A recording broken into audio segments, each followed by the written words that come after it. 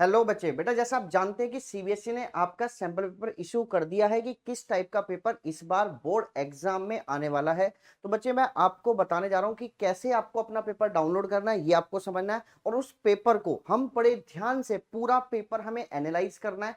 एक एक क्वेश्चन को हम एनालाइज करेंगे, एक एक क्वेश्चन को मैं आपको बताऊंगा अच्छे से कि ये क्वेश्चन आपका एनसीईआरटी से है, कहाँ से है, कौन सी बुक से है, कि जो क्वेश्चंस आ रहे हैं उसके लिए आपको कौन सी बुक ज्यादा करनी चाहिए। तो इसके लिए आपको बड़े ध्यान से वीडियो को एंड तक देखना है बच्चे। और उसके बाद कंप्लीट वीडियो होने के बाद लास्ट में आपको एक चीज मैं ये और बताऊंगा कि किस चैप्टर के कितने नंबर ऑफ क्वेश्चंस आ रहे हैं, एमसीक्यू किस चैप्टर से ज्यादा आ रहे हैं बच्चे, आपके जब क्वेश्चन नंबर जो 2 मार्क्स के क्वेश्चन है वो आपके किस चैप्टर से ज्यादा आ रहे हैं, 3 मार्क्स के किस चैप्टर से ज्यादा आ रहे हैं, किस स्टडी किस चैप्टर से ज्यादा आ रही है बच्चे। तो ये सब चीजें हम आपको लास्ट में, बिल्कुल लास्ट वीडियो को, तो वीडियो को बड़े ध्यान से आराम से देखना और एंड तक वीडियो को देखना बच्चे, ठीक है जी। तो हम बात करने जा रहे हैं क्लास 10th के स्टैंडर्ड पेपर्स को हम देख रहे हैं बच्चे, कैसे आपको डाउनलोड करना है उसको पहले समझना बच्चे। तो यहाँ से आप अपना सैंपल पेपर पे जाएंगे बच्चे, यहाँ पे आप सीबीएसई की वेबसाइट पे जाएंगे, उसके बाद आप सैंपल पेपर पे जाएंगे यहाँ पर। तो यहाँ पे क्लास 12th के भी है, 10th के, लेकिन अभी आप क्लास 10th में हैं तो क्लास 10th वाले बच्चे इसको बड़े ध्यान से, यहाँ पर आप जैसे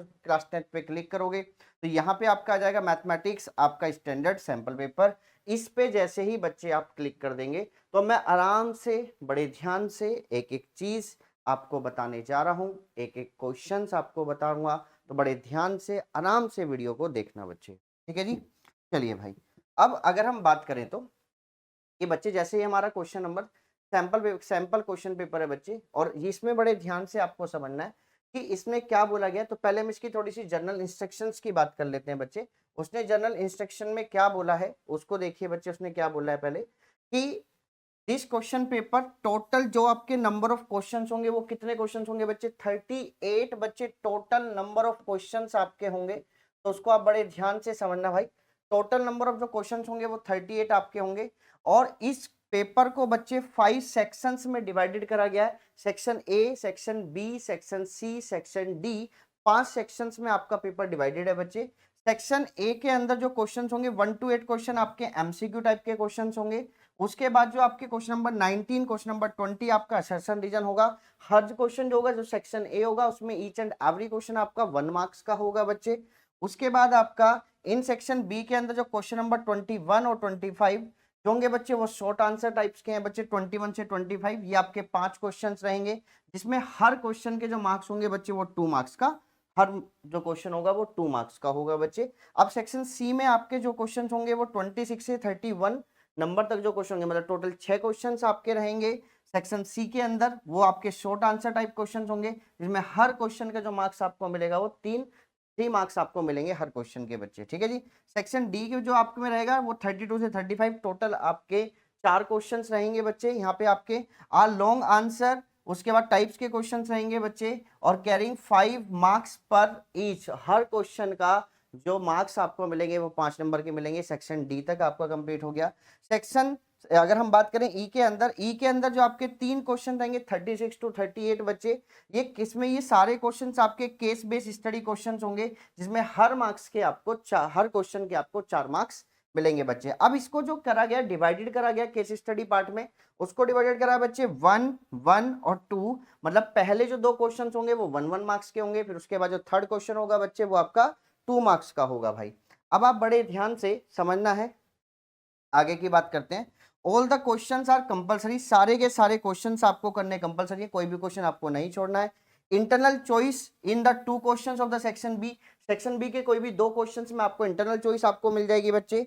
उसके बाद आपके पास 2 द सेक्शन सी, और 2 चॉइस आपको मिलेगी सेक्शन सी के बच्चे क्वेश्चंस में, and 2 questions of the section D has been provided बच्चे, और an internal choice has been provided in all the 2 marks questions of the section E, मतलब case study के जितने भी 2 मार्क्स के क्वेश्चंस हैं उसमें भी आपको इंटरनल चॉइस आपको मिलेगी बच्चे, ठीक है जी। अब उसके बाद उसने आगे क्या बोला है कि अगर किसी भी क्वेश्चन में फिगर अगर बनाने की जरूरत है तो फिगर आपको बहुत नीट एंड क्लीन बनानी है बच्चे। ऐसा नहीं है कि आपने रफली हैंड से अपनी फिगर आपने बना दी, बहुत अच्छे से, बहुत अच्छे तरीके से, बिल्कुल आपको प्रॉपर ज्योमेट्री का यूज करके बच्चे, स्केल, कंपास सबका अच्छे से यूज करके तब आपको उसको फिगर को बनाना है बच्चे। और जहां पर भी आपको पाई की वैल्यू नहीं गिवन होगी वहां पर आप पाई की वैल्यू हमेशा 22/7 यूज करेंगे। अगर वहां पर गिवन है कोई वैल्यू 3.14 तो वहां पर आप 3.14 का यूज करेंगे, और अगर गिवन नहीं है तो आप 22/7 आप यूज करेंगे बच्चे। ठीक है जी।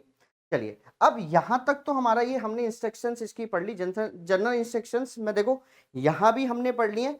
लेकिन आप हमेशा कोशिश करना, अगर पेपर में आपको 15 मिनट पहले पेपर मिल जाता है तो 1 मिनट में सारी जनरल इंस्ट्रक्शंस कंप्लीट हो जाती है, तो आपको वहां भी पढ़ना चाहिए।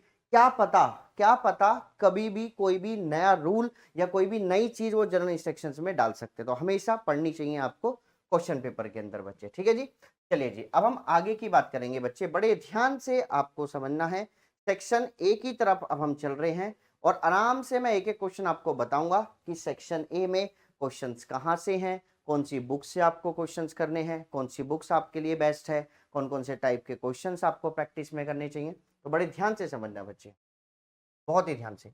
चलिए जी, अगर हम बात करें सेक्शन ए में क्वेश्चन नंबर 1 की बच्चे, तो जो क्वेश्चन नंबर 1 है, वो जो क्वेश्चन नंबर 1 है वो 1 है आपका पोलिनोमियल चैप्टर का क्वेश्चन है बच्चे। पोलिनोमियल चैप्टर नंबर 2 का आपका क्वेश्चन है बच्चे। लेकिन इस क्वेश्चन के अंदर अगर मैं बताऊं तो ये एनसीईआरटी बेस्ड क्वेश्चन नहीं है। इसमें आपको अच्छी खासी नॉलेज होनी चाहिए पोलिनोमियल्स के ग्राफ की बच्चे। जितनी आपको नॉलेज ग्राफ की रहेगी उतना ही आप आराम से कोई क्वेश्चन सोल्व कर सकते हैं। तो पोलिनोमियल पढ़ने के साथ साथ पोलिनोमियल्स के ग्राफ कैसे बनते हैं, कैसे वो ड्रॉ होते हैं, तो आपको उसके भी अच्छी खासी नॉलेज होनी चाहिए बच्चे। एमसीक्यू क्वेश्चन आपका उसका टाइप का आ सकता है। तो उन्होंने जो एमसीक्यू दिया है वो पोलिनोमियल के ग्राफ के बेस पे दिया है, तो इसके लिए आपको थोड़ी सी रेफरेंस बुक मतलब आर.डी. शर्मा के आपको एमसीक्यू क्वेश्चंस आपको जरूर करने चाहिए। और भी अगर कोई अदर बुक है जिसमें आपके एमसीक्यू क्वेश्चंस है, उसके भी आप प्रैक्टिस कर लोगे तो अच्छी बात है। लेकिन आपको पोलिनोमियल को थोड़ा सा एक्स्ट्रा में मतलब क्या कि आपको पोलिनोमियल के ग्राफ भी बना के देखने चाहिए। ठीक है जी। चलिए अब हम बात करेंगे क्वेश्चन नंबर 2 की तरफ बच्चे। क्वेश्चन नंबर 2 जो है भाई आपका वो चैप्टर नंबर 3 से है, चैप्टर नंबर 3 का क्वेश्चन है ये। और ये टोटली जो क्वेश्चन है भाई ये एनसीईआरटी बेस्ड क्वेश्चन है। अगर आपका एनसीईआरटी का बेस अच्छा है तो ये आपका क्वेश्चन आराम से हो जाएगा बच्चे। ऐसे ही अगर मैं क्वेश्चन नंबर 3 की बात करूं तो भाई ये भी आपका क्वेश्चन जो है मेरे बच्चे एनसीईआरटी बेस्ड क्वेश्चन है। तो अगर एनसीईआरटी का बेस जो है वो भी अच्छा है तो ये आपका सर्कल चैप्टर का ये क्वेश्चन है बच्चे। तो अगर आपका एनसीईआरटी का बेस अच्छा है तो वहां से भी आपका हो जाएगा बच्चे। ठीक है जी। उसके बाद अगर हम क्वेश्चन नंबर 4 की बात करें तो ये एपी का क्वेश्चन है और ये भी आपका एनसीईआरटी बेस्ड क्वेश्चन ही आ रहा है, तो ये भी आपका हो जाएगा आराम से आसानी से। अगर आपने अच्छे से एनसीईआरटी आपने पढ़ी हुई है, अगर आपने एनसीईआरटी को बड़े ध्यान से आपने पढ़ा है एनसीईआरटी को, तो तब भी आपका ये क्वेश्चन हो जाएगा बच्चे। ठीक है जी। आगे बात करते हैं, अगले क्वेश्चन की तरफ चलते हैं बच्चे। चलिए जी, क्वेश्चन नंबर 5 की तरफ अब हम चलेंगे बच्चे। ये रहा आपका क्वेश्चन नंबर 5। अब इसको आप बड़े ध्यान से आप देखेंगे। क्वेश्चन नंबर 5 जो है वो आपका सरफेस एरिया एंड वॉल्यूम का क्वेश्चन है बच्चे, है ना। तो the radius of the base of the right circular, ये भी आपका जो क्वेश्चन है सरफेस एरिया एंड वॉल्यूम के जो बेस पे क्वेश्चन है, ये भी आपका एनसीईआरटी बेस्ड क्वेश्चन है भाई। कि अगर आप एनसीईआरटी अच्छे से कर लेंगे तो आपका काम इसमें बन जाएगा बच्चे। ठीक है जी। तो ये भी आपका एनसीईआरटी बेस्ड क्वेश्चन है। तो एनसीईआरटी को थोड़ा सा अच्छे से प्रैक्टिस करें भाई। जितने अच्छे से आप एनसीईआरटी को प्रैक्टिस करेंगे हमारा काम उतना ही आसान रहेगा एमसीक्यू क्वेश्चंस में। अच्छा, यहाँ पर ये ट्रिग्नोमेट्री का एमसीक्यू क्वेश्चन है और ये भी आपका जो क्वेश्चन है ये भी आपका एनसीईआरटी बेस्ड क्वेश्चन है। लेकिन आप थोड़ा सा ट्रिग्नोमेट्री में अगर आप रेफरेंस बुक के क्वेश्चन भी अगर आप एमसीक्यू कर लेंगे तो आपको और ज़्यादा बेनिफिट रहेगा। आप किसी भी क्वेश्चन में आप फंसेंगे नहीं। तो आप एनसीईआरटी के साथ साथ रेफरेंस बुक आर.डी. शर्मा के क्वेश्चंस भी आप एमसीक्यू लगा लीजिए तो और ज़्यादा आपको बेनिफिट रहेगा। क्योंकि ऐसा क्वेश्चन अभी इन्होंने दिया कि ये तो एनसीईआरटी बेस है, लेकिन वो इस टाइप के क्वेश्चन दे सकते हैं। तो ऐसे ज़्यादा क्वेश्चन हमारे आर.डी. शर्मा में हैं, तो उसमें से आप प्रैक्टिस कर सकते हैं। Question number 7। अच्छा, क्वेश्चन नंबर 7 की मैं अगर बात करूं तो ये चैप्टर है मेरे बच्चे सर्कल का क्वेश्चन है, टेंजेंट टू ए सर्कल का बच्चे। और ये क्वेश्चन जो है भाई वो एनसीईआरटी एग्जाम्पलर का क्वेश्चन है। तो अच्छा एक बात मैं वैसे बताऊं, सर्कल चैप्टर में एनसीईआरटी एग्जाम्पलर के एमसीक्यू आपको जरूर करने चाहिए। मोस्ट प्रोबेबिलिटी देखा गया है कि सर्कल चैप्टर का जो एमसीक्यू ज्यादातर आता है वो एनसीईआरटी एग्जाम्पलर से बहुत ज्यादा आता है। तो उसके लिए आपको एनसीईआरटी एग्जाम्पलर अच्छे से प्रैक्टिस करनी चाहिए भाई। चलिए जी, आगे की बात करते हैं बच्चे, ठीक है ना। अगर कोई भी आपको डाउट आए तो आप हमें कमेंट करके भी पूछ सकते हैं। ठीक है जी। चलिए बच्चे, क्वेश्चन नंबर 8 की तरफ अगर हम बात करें तो देखो ये फिर यहाँ पर पोलिनोमियल का क्वेश्चन आ गया है। और ये जो पोलिनोमियल का जो क्वेश्चन आपका आया है बच्चे, ये भी आपका एनसीईआरटी बेस्ड क्वेश्चन है। क्वेश्चन नंबर 8 ये आपका एनसीईआरटी बेस्ड क्वेश्चन ही है पोलिनोमियल का। तो मैंने कहा ना, पोलिनोमियल एनसीईआरटी ठीक है आपको अच्छा कर देती है, लेकिन थोड़ी बहुत भी एक्स्ट्रा प्रैक्टिस करनी चाहिए। ग्राफ जरूर उसकी बना के देखनी चाहिए, और अल्फा बीटा वाले क्वेश्चन तो उसके अच्छे से प्रैक्टिस करनी चाहिए। चलिए जी बेटा, यहाँ पर अगर हम बात करें स्टेट्स की, तो स्टेट्स अगर आपने एनसीईआरटी से कर लिया तो बहुत अच्छा है। एनसीईआरटी बेस्ड क्वेश्चन ही आपका आया है एमसीक्यू में। उसके बाद अगर हम बात करें बच्चे नेक्स्ट क्वेश्चन की, तो क्वेश्चन नंबर 10 जो है बच्चे, ये आपका है क्वेश्चन नंबर 10, ये रहा आपका। और ये जो क्वेश्चन नंबर जो 10 है ना, इसमें आप एक चीज देखना बेटा, एमसीक्यू में खासकर मैथ के अंदर मैं आपको बताऊं तो मैथ्स टाइप के एमसीक्यू में बच्चे एक चीज जरूर होती है कि वो 2 से 3 चैप्टर्स के बेस पे भी वो एमसीक्यू दे देते हैं।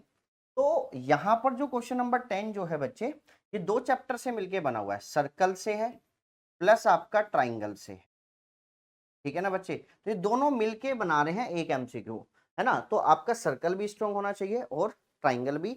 वैसे अगर ये क्वेश्चन देखा जाए तो एनसीईआरटी बेस्ड क्वेश्चन ही है, ज्यादा टफ क्वेश्चन नहीं है, आसानी से इजीली होने वाला क्वेश्चन है, ठीक है जी। चलिए जी आगे बात करेंगे, क्वेश्चन नंबर 11, क्वेश्चन नंबर 12 आगे की बात करते हैं बच्चे। चलिए, तो क्वेश्चन नंबर 11 की अगर हम बात करें, तो क्वेश्चन नंबर 11 जो दिया है उसने, वो आपका उसने दिया है चैप्टर नंबर 4 का क्वाड्रेटिक इक्वेशन का क्वेश्चन है बच्चे। और ये जो क्वाड्रेटिक इक्वेशन का जो क्वेश्चन है, इसमें उसने रूट्स पूछे हैं बच्चे, है ना, नेचर ऑफ रूट उसका बताना है कैसा है। तो और आसानी से आपका ये एनसीईआरटी बेस्ड क्वेश्चन है, आराम से हो जाएगा क्वेश्चन। अच्छा, क्वेश्चन नंबर 12 भी जो है बच्चे, ये भी आपका एनसीईआरटी बेस्ड ट्रिग्नोमेट्री का क्वेश्चन है भाई, आसानी से आप कर सकते हैं। ये जो आपका क्वेश्चन नंबर 13 है, ये भी आपका एनसीईआरटी बेस्ड क्वेश्चन है। अगर एनसीईआरटी का बेस अच्छा है तो आप उसको कर सकते हैं, लेकिन फिर भी आप एक्स्ट्रा क्वेश्चन थोड़े बहुत एमसीक्यू प्रैक्टिस करते रहें तो अच्छी बात है। कभी कभी ऐसा होता है कि 1-2 क्वेश्चन है जो घुमा देते हैं, मतलब अगर आपका टारगेट पूरे 100 आउट ऑफ 100 का है तो 1-2 क्वेश्चन होते हैं, अगर 2 क्वेश्चन एमसीक्यू में फंस गए या 1-2 क्वेश्चन आगे फंस गया तो वो आपका 100 वाला टारगेट बच्चे आपका रह जाएगा, ठीक है ना। चलिए जी, क्वेश्चन नंबर 14 आपका प्रोबेबिलिटी का है, ये भी आपका एनसीईआरटी बेस्ड बिल्कुल एक्सरसाइज के टाइप में, एक्सरसाइज में बहुत सारे ऐसे क्वेश्चन है, उसी टाइप का क्वेश्चन इन्होंने दिया है, ठीक है जी। क्वेश्चन नंबर 15 आपका कोऑर्डिनेट ज्योमेट्री का क्वेश्चन है। अच्छा, ये जो क्वेश्चन है ये एनसीईआरटी बेस्ड नहीं है, ये रेफरेंस बुक बेस्ड क्वेश्चन है बच्चे, ये एनसीईआरटी में है नहीं ऐसा क्वेश्चन। एनसीईआरटी में ऐसा क्वेश्चन है नहीं कि हमें पॉइंट ऑफ एक्स एक्सिस पे हमें एक पॉइंट निकालना है जो उस पॉइंट के नियरेस्ट है, मतलब ऐसा एक पॉइंट जिसकी उसकी सबसे ज्यादा शॉर्टेस्ट डिस्टेंस है। तो इसके लिए आपको कोऑर्डिनेट ज्योमेट्री में कुछ रेफरेंस क्वेश्चंस रेफरेंस बुक से जरूर करने चाहिए। एनसीईआरटी से भी करो, लेकिन साथ में रेफरेंस बुक के जरूर करो बच्चे, है ना। चलिए जी, तो यहाँ पे आप आरडी शर्मा के क्वेश्चंस आप लगा लीजिए। आरडी शर्मा के साथ अगर आपके पास कोई भी और अदर बुक है, रेफरेंस बुक है, तो उसके भी आप क्वेश्चंस आप कर लीजिए, ठीक है जी।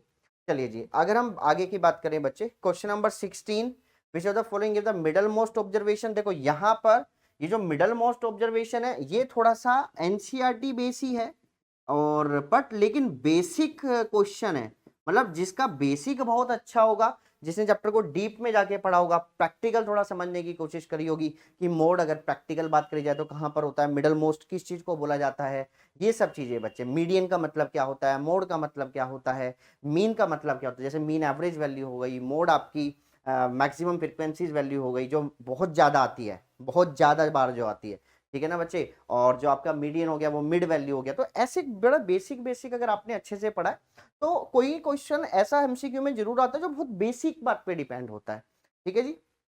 चलिए आगे की बात करते हैं, क्वेश्चन नंबर 17 की तरफ चलेंगे। The point on the x axis divide the line segment, ये आपका जो क्वेश्चन है ये प्योर आपका कोऑर्डिनेट ज्योमेट्री का क्वेश्चन है, और बिल्कुल एनसीईआरटी बेस्ड क्वेश्चन है, बिल्कुल एनसीईआरटी। मतलब अगर आपने एनसीईआरटी में एक्सरसाइज को ढंग से किया है तो सीधा डायरेक्ट फॉर्मूला बेस्ड क्वेश्चन है, डायरेक्ट आपका हो जाएगा। चलिए हम आगे की बात करते हैं, यहाँ तक 17 क्वेश्चंस तक बच्चे हमने देख लिए हैं। नेक्स्ट आगे की बात करेंगे बच्चे, नेक्स्ट क्वेश्चन की तरफ चलेंगे। चलिए जी, क्वेश्चन नंबर 18, 19 और 20 हम सीधा यहाँ करने के बाद फिर हमारा सेक्शन ए कंप्लीट हो जाएगा।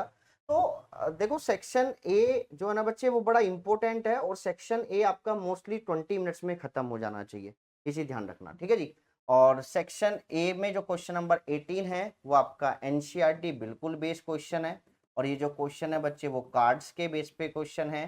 तो थोड़ा सा आपको कार्ड्स की भी अच्छी नॉलेज होनी चाहिए। अगर कार्ड्स की आपको नॉलेज नहीं होगी तो कोई ना कोई क्वेश्चन एक 100% बता रहा हूँ मैं आपको, या तो कोई क्वेश्चन एमसीक्यू में या कोई क्वेश्चन आपका सब्जेक्टिव में कार्ड्स पे आने के चांसेस बहुत ज़्यादा होते हैं। ठीक है बच्चे, चलिए। अच्छा, अगर हम बात करें क्वेश्चन नंबर 19 असर्शन रीजन, ये जो असर्शन रीजन जो आपका है, ये जो क्वेश्चन नंबर 19 जो है बच्चे आपका, ये एनसीईआरटी बेस्ड क्वेश्चन है, लेकिन एनसीईआरटी में कुछ बातें जो छुपी हुई होती हैं, मतलब जिनके आप क्लास में नोट्स लिखते हो कि भाई ये बातें, ये तो नोट के बेस पे क्वेश्चन। असर्शन रीजन हमेशा थ्योरेटिकल पार्ट पे ज्यादा आता है, ये चीज हमेशा ध्यान रखना। अगर आपके पास प्रैक्टिकल, अगर आपने क्वेश्चंस बहुत अच्छे से लगा रखे हैं, क्वेश्चंस की आपको बहुत अच्छे से प्रैक्टिस है, और थ्योरेटिकल अगर आपका वीक है, थ्योरेटिकल मतलब है कि आपने नोट्स बनाने में कंजूसी करी है, जो नोट जो लिखवाए जाते हैं क्लास में छोटे छोटे, उनको आपने अच्छे से नहीं लिखा है, तो फिर आप अच्छे से कुछ ना कुछ क्वेश्चंस को फंस जाओगे आप कुछ ना किसी क्वेश्चन में। क्योंकि बेटा क्वेश्चंस हमेशा ऐसे आते हैं जो थ्योरेटिकल बेस पे भी डिपेंड होते हैं और प्रैक्टिकल बेस पे भी डिपेंड होते हैं। चलिए, तो यहाँ पर ही आपका एनसीईआरटी की आपको बहुत अच्छे से बेसिक नॉलेज बहुत होनी चाहिए चैप्टर 1 की। चैप्टर 1 का है ये सेशन रीजन, और ये क्वेश्चन नंबर 20 जो है बच्चे, ये आपका chapter number area related to circle का है बच्चे। और इसमें भी ये जो डायरेक्ट क्वेश्चन आपका बिल्कुल एनसीईआरटी बेस्ड क्वेश्चन पूछा गया है, और डायरेक्ट उसने वही पूछ लिया बच्चे, the radius of sector circle reduce half of the angle. मतलब आपको पता होना चाहिए कि अगर किसी चीज में चेंज आ रहा है तो कितना और चेंज उसमें आ सकता है। मतलब थोड़ा सा असर्शन रीजन उसने आपको दिया है कि आपको प्रैक्टिकल, कि अगर किसी चीज में चेंज ला रहे हो तो दूसरी चीज में कितना चेंज आ सकता है, उसके बेस पे है। ठीक है जी, चलिए, तो यहां तक हमारा सेक्शन ए कंप्लीट हो गया है। अब हम बात करेंगे सेक्शन बी की, बड़े ध्यान से समझना बच्चे। अब हम सब्जेक्टिव पार्ट करने जा रहे हैं, तो सब्जेक्टिव पार्ट में चलिए, तो सेक्शन बी अब हम करने जा रहे हैं। तो सेक्शन बी में देखना बेटा 5 क्वेश्चन होंगे, हर क्वेश्चन आपका 2 मार्क्स का होगा भाई, ये मैं पहले भी आपको बता के आ चुका हूँ, यहाँ पर मैं आपको फिर बता रहा हूँ बच्चे। चलिए, अब देखो बच्चे बड़े ध्यान से, चलिए जी। अब अगर हम बात करें तो सेक्शन बी में जो पहला क्वेश्चन है वो चैप्टर नंबर 1 से है। अच्छा, चैप्टर नंबर 1 में जो ये फर्स्ट वाला जो पार्ट है, ये बिल्कुल एनसीईआरटी बेस्ड क्वेश्चन है, इसमें आपको चॉइस भी मिली हुई है। और जो सेकंड वाला पार्ट है, ये आपका रेफरेंस बुक से है क्वेश्चन, ये आपका रेफरेंस बुक में। और सबसे अच्छी बात क्या है कि ये क्वेश्चन आपका पीवाईक्यू भी है मेरे बच्चे, मतलब ऐसा क्वेश्चन आपके पीवाईक्यू में भी है, और दोनों ही टाइप्स के, मतलब जो पहला क्वेश्चन है 21, ये आपका पीवाईक्यू टाइप का क्वेश्चन, मतलब ऐसे क्वेश्चन पहले भी कई बार बोर्ड में पूछे गए हैं, तो ये पीवाईक्यू बेस्ड क्वेश्चन है। और क्वेश्चन नंबर 2 अगर आपको करना हो क्वेश्चन, इसका जो ए पार्ट है, मतलब इसका जो ऑप्शन वाला जो पार्ट है, अगर ऐसे क्वेश्चंस आपको प्रैक्टिस में करने हो तो आपको इसके लिए रेफरेंस बुक मतलब आर डी शर्मा की आपको हेल्प लेनी पड़ेगी। तो आप आर डी शर्मा से अच्छे से ऐसी टाइप के क्वेश्चन को प्रैक्टिस कर सकते हैं बच्चे, है ना। चलिए जी, आगे की हम बात करते हैं बच्चे। नेक्स्ट क्वेश्चन नंबर 22 में जो आपको डायरेक्ट क्वेश्चन दिया हुआ है, यहाँ पे आपका, इसमें भी देखो चॉइस गिवन है बच्चे आपको। अच्छा, यहाँ पर उसने देखो क्वेश्चन दिया डाइस पे, लेकिन बच्चे डाइस पे जनरली क्या रखते हैं 1 2 3 4 5 6, उसने क्वेश्चन को चेंज कर दिया है कि उस पे जो नंबर है वो 4 6 7 9 11 और 12 है। तो क्वेश्चन बच्चे की मेंटेलिटी को चेक करने के लिए कि उसको 1 2 3 4 5 6 ही याद रहता है, या वो क्वेश्चन के हिसाब से पढ़ के जानता है कि मुझे क्या नंबर सब यूज करने हैं, तो उसके हिसाब से क्वेश्चंस को घुमाया गया है। क्वेश्चंस बहुत आसान हैं, बट बस थोड़ी सी डिजिट की वजह से उसको घुमा के दे दिया है। ठीक है बच्चे, तो इसके लिए आपको मतलब रेफरेंस बुक की प्रैक्टिस करनी चाहिए, मतलब आपको प्रोबेबिलिटी भी आपको आर डी शर्मा में से प्रैक्टिस आपको करना चाहिए बच्चे। अच्छा, यहाँ पर अगर क्वेश्चन नंबर बी की अगर हम बात करें बच्चे, how many positive 3 digit integers have the 100th digit 8 and the unit digit is 5, ये भी आपका टोटली रेफरेंस बुक क्वेश्चन है।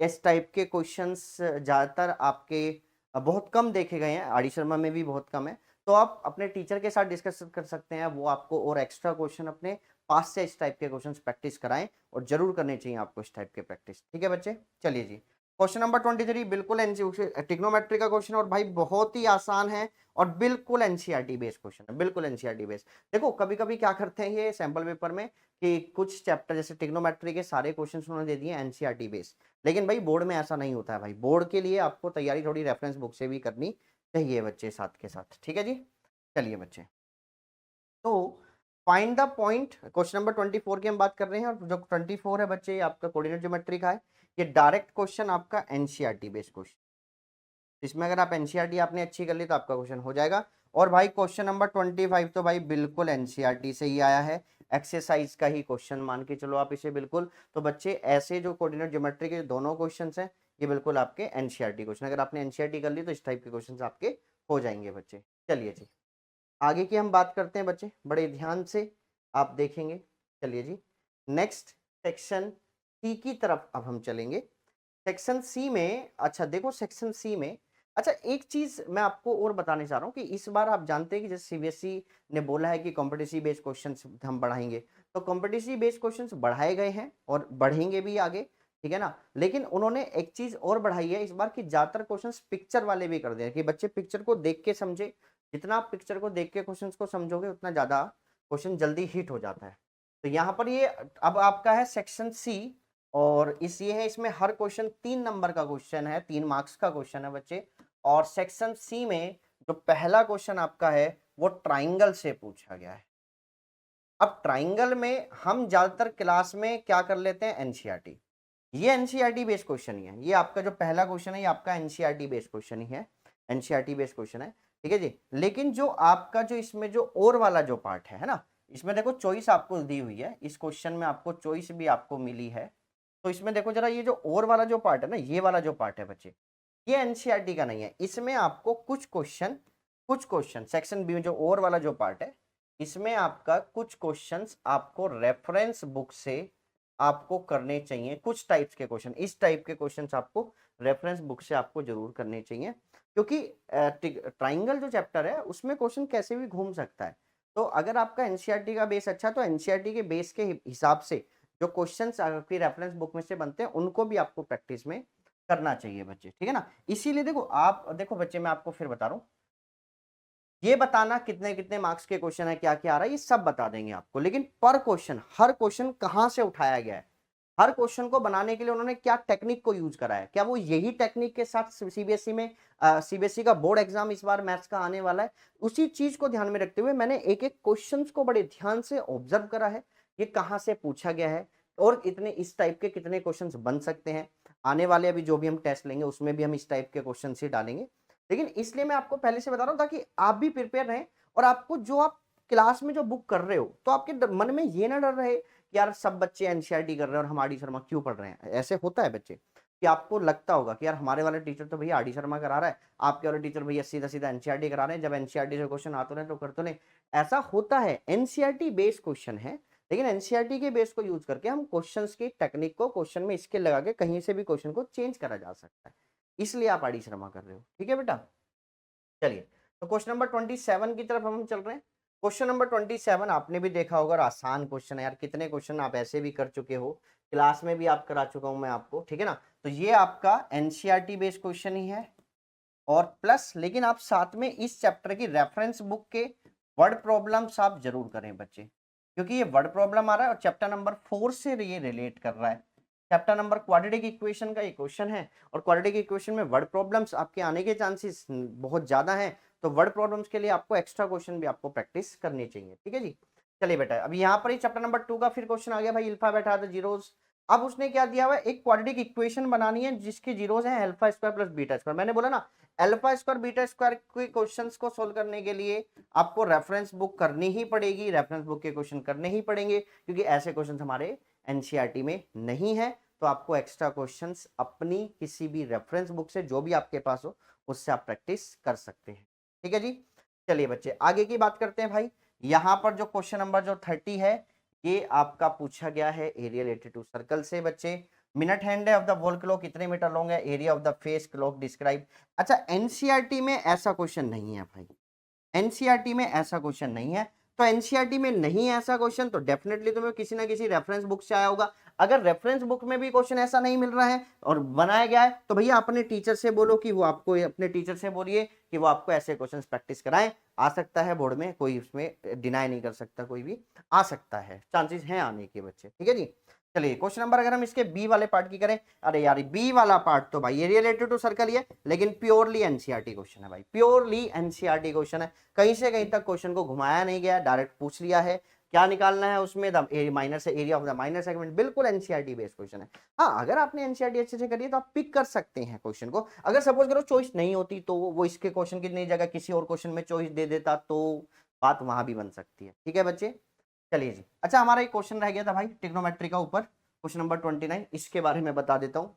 कोई भी एनसीईआरटी में, किसी भी एनसीईआरटी में भाई, मतलब आपके एनसीईआरटी जो आप पढ़ रहे हैं उसमें ऐसा क्वेश्चन है नहीं। और जो बच्चे जिनको मैं ट्रिग्नोमेट्री पढ़ा चुका हूँ उनको मैंने इस टाइप का क्वेश्चन बहुत सारे प्रैक्टिस कराए हैं, वो जानते भी हैं, जानते हैं ना बच्चे। तो ऐसा क्वेश्चन आपको कहाँ पर मिलेंगे, आर डी शर्मा में क्वेश्चन है भाई ऐसे। और भी अदर रेफरेंस बुक में, और भी रेफरेंस बुक में हो सकते हैं, लेकिन आर डी शर्मा में ऐसे क्वेश्चंस हैं, तो उनको आप वहां से अच्छे से प्रैक्टिस कर सकते हैं। चलिए भाई आगे की बात करते हैं भाई, क्वेश्चन नंबर 13। अबे यार ये तो प्योरली एनसीईआरटी, अबे भाई ये तो रटा हुआ क्वेश्चन है। प्रूव दैट द रूट 3 अंदर इरेशनल नंबर, मतलब इस टाइप का क्वेश्चन आएगा ही आएगा, है ना। तो जिनको तो आता है ये प्रूव करना, उनके मन को तो बड़ी शांति हो गई होगी, अरे हाँ चलो यार एक क्वेश्चन तो आता ही आता है ना। पर बच्चे और प्रैक्टिस करो, क्वेश्चंस को देखो अच्छे से, ऐसा मत डरा करो कि पता नहीं बोर्ड में क्या आएगा। बोर्ड में सब कुछ वही आएगा जो तुमने अच्छे से पढ़ा है, ठीक है जी। चलिए जी, अब हम बात करेंगे सेक्शन डी की बच्चे। तो सेक्शन डी की तरफ अब हम चलने जा रहे हैं, बड़े ध्यान से आप सेक्शन डी को देखेंगे। चलिए जी, सेक्शन डी, सेक्शन डी भाई बड़ा अच्छा होता है, 5 नंबर का इसमें हर क्वेश्चन होता है। आपके 3 क्वेश्चंस आपके इसमें आते हैं, 4 क्वेश्चंस इसमें आपके होते हैं बच्चे, ठीक है जी। जब 4 इसमें क्वेश्चन है तो भाई 20 नंबर का हो गया बच्चे पूरा पार्ट। छोड़ना नहीं है किसी भी हाल में, इसमें कुछ भी लिखोगे मार्क्स मिलेगा ही मिलेगा भाई, तो इस बात का हमेशा ध्यान रखना, ठीक है ना, क्योंकि इस क्वेश्चन में सबसे ज्यादा स्टेप मार्किंग होती है। तो इस सेक्शन में, सो क्वेश्चन में नहीं, इस सेक्शन में सबसे ज्यादा स्टेप मार्किंग होती सब में भी है, बट इसमें ज्यादा होती है। चलिए भाई, क्वेश्चन क्वेश्चन नंबर 32 भाई, अगर बात करें तो किसका है मेरे बच्चे, चैप्टर नंबर 3 का क्वेश्चन है भाई। ये क्वेश्चन पहले वाला आपका बिल्कुल एनसीईआरटी बेस्ड क्वेश्चन है, ग्राफिकल आपको रिप्रेजेंटेशन करने के लिए। अच्छा जो सेक्शन, जो क्वेश्चन नंबर बी है, बिल्कुल एनसीईआरटी का, पुरानी एनसीईआरटी में क्वेश्चन है ये, नई वाली एनसीईआरटी में क्वेश्चन नहीं है, लेकिन नई वाली एनसीईआरटी के शायद ही एग्जाम्पल में क्वेश्चन होना चाहिए, और अगर नहीं है तो आर डी शर्मा में तो एक्सरसाइज का पहला ही क्वेश्चन में है इस टाइप का क्वेश्चन। तो इस टाइप के क्वेश्चन आप प्रैक्टिस कर लेना बच्चे, और भी साथ में इस चैप्टर की आपको वर्ड प्रॉब्लम्स और भी करनी चाहिए, और भी वर्ड प्रॉब्लम्स प्रैक्टिस करनी चाहिए बच्चे। चलिए जी भाई आगे बढ़े। चलिए बच्चे नेक्स्ट बात करते हैं बच्चे क्वेश्चन नंबर 33 की भाई।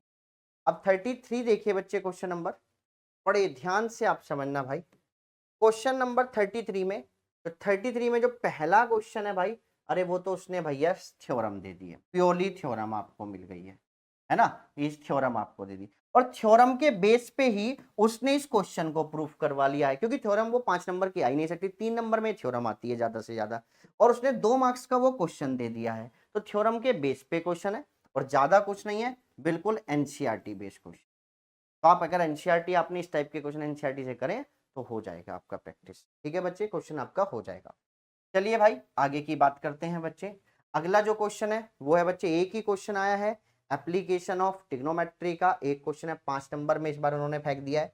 इस क्वेश्चन से वो केस स्टडी भी बना सकता है, बिल्कुल बन सकती है इस चैप्टर से भी केस स्टडी। तो यहाँ पे क्वेश्चन नंबर 34 उन्होंने दिया है, ऐसा क्वेश्चंस आपका एनसीईआरटी में भी देखा गए हैं ऐसे क्वेश्चंस, ठीक है मेरे बच्चे।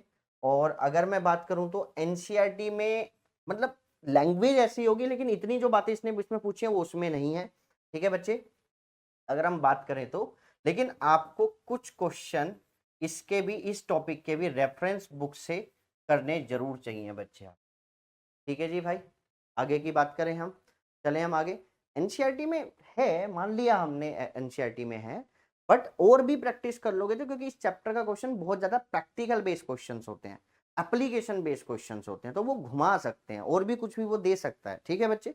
चलिए, पर एनसीईआरटी जरूर करनी चाहिए, क्योंकि एनसीईआरटी बेस्ड ज्यादातर देखे गए हैं, और एनसीईआरटी बेस्ड कर लो, और आप इसमें एक पीवाईक्यू क्वेश्चन आप कर लो, जरूर आपका काम बन जाएगा बच्चे। क्वेश्चन नंबर 35 की अगर हम बात करें भाई, एनसीईआरटी बेस्ड बिल्कुल चैप्टर है, पूरा एनसीईआरटी से है बच्चे क्वेश्चंस आपके, तो आराम से आपका क्वेश्चन हो जाएगा। तो स्टैट्स का क्वेश्चन है, चैप्टर नंबर आपका 13, तो 13 आप अगर हम बात करें तो स्टैट्स आप एनसीईआरटी से अच्छे से कर लें, तो आपका काम उसमें हो जाएगा बच्चे। तो यहाँ तक हमारा सेक्शन जो आपका डी है वो खत्म होता है।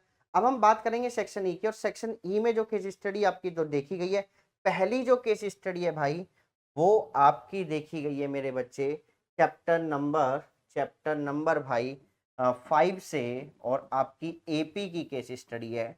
और एपी बहुत सारी केस स्टडी बना सकता है, क्योंकि बहुत ज़्यादा एपी जो है वो एप्लीकेशन बेस्ड चैप्टर है, तो उसमें से भी आप बन सकती है आपकी। तो ये जो इस बार जो सैंपल पेपर में जिन्होंने केस स्टडी दी है वो आपकी एपी की है बच्चे, ठीक है जी, अर्थमेटिक प्रोग्रेशन की। क्वेश्चंस वही उसी पार्ट में डिवाइडेड कर गए हैं, फर्स्ट आपका 1 नंबर का है, सेकंड आपका 1 नंबर का है, थर्ड जो क्वेश्चन है उसमें क्या करा गया, उन्होंने चॉइस दी है बच्चे। तो इसी टाइप से आपको क्वेश्चन नंबर जो 37 है भाई, ये आपका जो केस स्टडी है वो ट्राइंगल की है। देखो ट्राइंगल का क्वेश्चन भी वहां पर फेंका हुआ है और ट्राइंगल की केस स्टडी भी उन्होंने दी है, ठीक है ना बच्चे। तो ट्राइंगल अच्छे से होना चाहिए, एप्लीकेशन बेस है बच्चे भी, क्योंकि ज्यादातर ऐसी फिगर्स ट्राइंगल्स कहीं भी ऑप्टेन बन जाते हैं, मतलब बन जाते हैं, घरों में भी हमने देखा है ये आपका। उसके बाद अगर हम बात करें बच्चे जो 38 जो केस स्टडी है भाई, ये आपकी पूछी गई है एरिया रिलेटेड टू सर्कल से भाई, ये पूछी गई है आपकी एरिया रिलेटेड टू सर्कल से। और area sorry sorry sorry related to circle नहीं बच्चे, sorry, surface area and volume.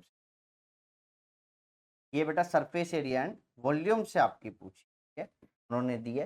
तो सरफेस एरिया एंड वॉल्यूम भी बहुत एप्लीकेशन बेस है, ज़्यादातर या देखा गया है एप्लीकेशन में इसको, चैप्टर को यूज करते हुए। तो इस टाइप का सैंपल पेपर इस बार सीबीएसई ने रिलीज करा है। तो मैंने आपको बता दिया है कि ये जो आपकी केस स्टडी है ये एनसीईआरटी बेस्ड नहीं है, कोई भी तीनों केस स्टडी। तो इसके लिए आपको केस स्टडी जरूर प्रैक्टिस करनी चाहिए किसी भी रेफरेंस बुक से। ये तीनों की तीनों केस स्टडी एनसीईआरटी बेस्ड नहीं है, अलग से पूछी, ठीक है बच्चे।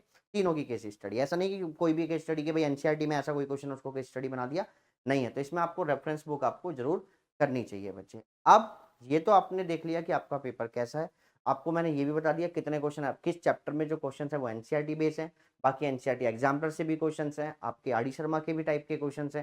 तो ये चीजें हैं बच्चे। तो इसी चैप्टर्स में आपको किस किस चैप्टर में आपको रेफरेंस बुक करनी चाहिए, एमसीक्यू भी आपके ज्यादा से ज्यादा आपको रेफरेंस बुक करनी चाहिए, किस स्टडी के लिए आपको रेफरेंस बुक ज्यादा से ज्यादा करनी चाहिए बच्चे। अब मैं आपको लेके चलता हूं बच्चे कि किस चैप्टर से कितने नंबर ऑफ क्वेश्चंस आए हैं और मेरे बच्चे और किस चैप्टर का कितने मार्क्स में आया है इस बार। तो उसको बड़े ध्यान से समझना।